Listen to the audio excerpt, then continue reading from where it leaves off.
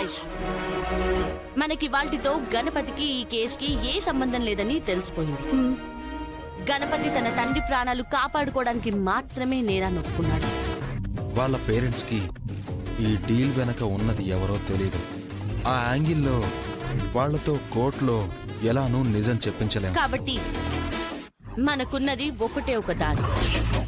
వాళ్ళు చెప్పిన గోల్డ్ నిజంగా అమ్మారో లేదో తెలుసుకోవడం. వాళ్ళు గాని గోల్డ్ అమ్మకుండా ఉండుంటే మన ఇన్వెస్టిగేషన్ ఆ డబ్బులు ఎక్కడి నుంచి వచ్చాయి అనే దాని దగ్గర నుంచి మొదలు పెట్టొచ్చు. లక్ష్మి గారు బయటపడరు గాని గణపతి వాళ్ళ నాన్న బయటపడిపోతాడు. వాళ్ళే వచ్చి నిజం చెప్తే ఈ కేసులో మనకి తిరుగులేదు. రమ్య సార్, మీరు ఆ రామ్లాల్ సేడ్ దగ్గరికి వెళ్ళి ఎంక్వైరీ చేయండి. Okay sir. మేం వేరే లీడ్ ని ఫాలో అవుతాం. ఫాస్ట్ గా పనిచేయాలి. మనకి ఎక్కువ టైం లేదు. మనం ఒక ప్రాణాన్ని కాపాడాలి. ఒక రాక్షసుని జైలుకి పంపించాలి. పదండి.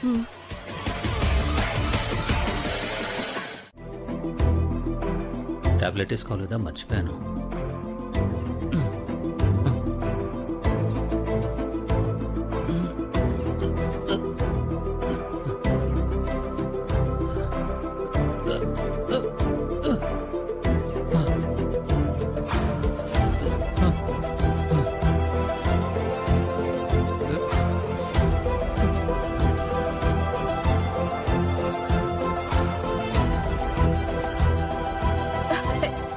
ఏటైనది బాబు గారు?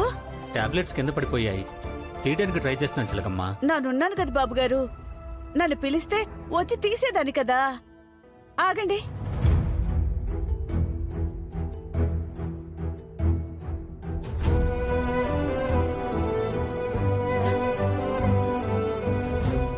ఇప్పుడు మీకు అందుతుంది బాబు గారు, మీరే తీయండి.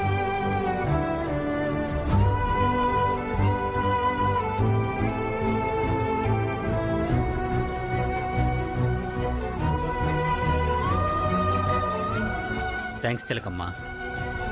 ఇంత చిన్న విషయానికి థ్యాంక్స్ ఎందుకు బాబు గారు? అడుగు దూరం మీలో ఉన్న బాధను తీసేసి సంతోషాన్ని నింపింది చూడండి. మనిషి జీవితం కూడా అంతే బాబు గారు. ఈ క్షణం కష్టంగా ఉండొచ్చు, ఇంకొన్ని రోజులు పోతే ఈ కష్టం కూడా గుర్తుండదు. ఈ దూరం లాగానే సమయంతో పాటు మీ కష్టం కూడా తగ్గిపోతుంది బాబు గారు. ఏమో చిలకమ్మ, రోజు రోజుకి లేచి నడవగలననే నమ్మకం పోతోంది. పాపం అందరూ నేను త్వరగా లేచి నడవాలని పూజలు చేస్తున్నారు, అన్ని రకాల ట్రీట్మెంట్లు చేస్తున్నారు. కానీ ఇలా ఎన్ని రోజులు చేరికే పరిమితమైపోతానో తెలియడం లేదు. అసలు లేచి నడవగలనో లేదో కూడా తెలియడం లేదు. చచ్చా, ఏటి బాబు గారు ఆ మాటలు? మీరిట్ట కూర్చొని ఉండకుండా రోజు ఆ నడిచి అలవాటు చేసుకోండి. నెల రోజుల్లో నడవడం ఏంటి, ఏకంగా లేచి పరిగెడతారు కూడా.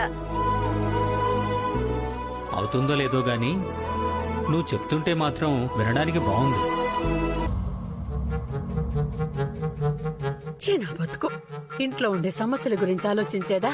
ఈ వయసులో మొగుణ్ణి కాపాడుకునేదా? 5 నిమిషాలు మనిషిని వదిలితే అయస్కాంతానికి ఇడు మతుక్కున్నట్టు ఆమె కడికి పోయి ముచ్చట్లు చెప్తా ఉంటాడు. ఇప్పుడు లేచి నడుస్తారేటి? నా సాయం చేస్తాను. వద్దులే చిలకమ్మా, నీకు ఇంట్లో ఉన్న పనులు చాలు. మళ్ళీ నా పనులు కూడా ఎందుకు నెత్తిన వేసుకుంటావు? ఏటి బాబు గారు అలా అంటున్నారు?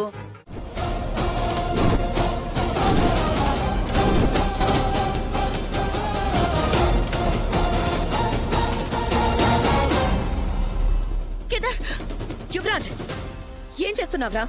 నీకన్నా పిచ్చ పట్టిందా? కొడితే నిజం అబద్ధం అయిపోదురా. నువ్వు కొట్టినా చంపినా నేను మళ్ళీ మళ్ళీ ఇదే మాట చెప్తా. ఎందుకంటే ఇదే నిజం కాబట్టి. యువరాజ్, నిజంగా చెప్తున్నాను, ఇంకోసారి నీకు మా నాన్నకి సంబంధం ఉందని చెప్తే నిజంగానే చంపేస్తా.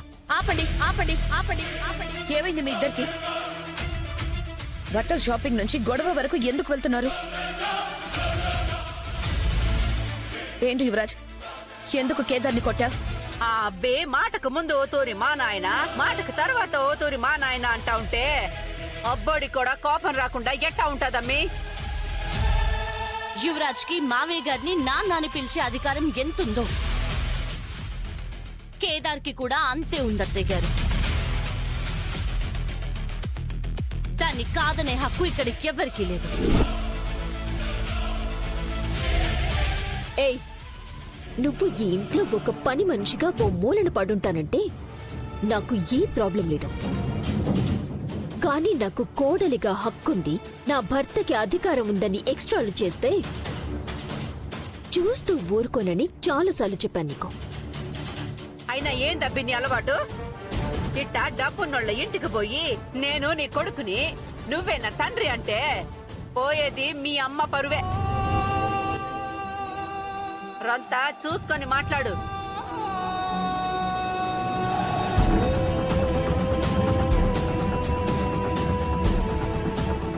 ఏంటి పిన్ని ఆ మాటలు? ఇప్పుడు వాళ్ళు ఏమన్నారని మీరు ఎలా మాట్లాడుతున్నారు? అమ్మ మాటలు వినడానికి కష్టంగా ఉండొచ్చు కానీ నిజమే కదక్క. ఈ ఇంటి కొడుకునని ఇన్ని రోజుల నుంచి ఇంట్లో తెస్టేసుకుని కూర్చున్నాడు.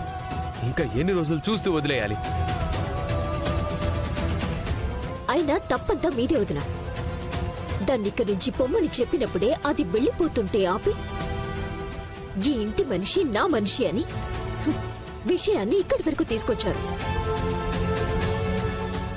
ఆమె కౌశికి, కమలాకర్ ఏదో బూచి కాచి కోసం ఫంక్షన్ చేస్తా ఉంటే, ప్రేమతో మనకి బట్టలు కొనిస్తా ఉంటే మధ్యలో వీళ్ళ నేటికి తీసుకొచ్చుండావమ్మీ.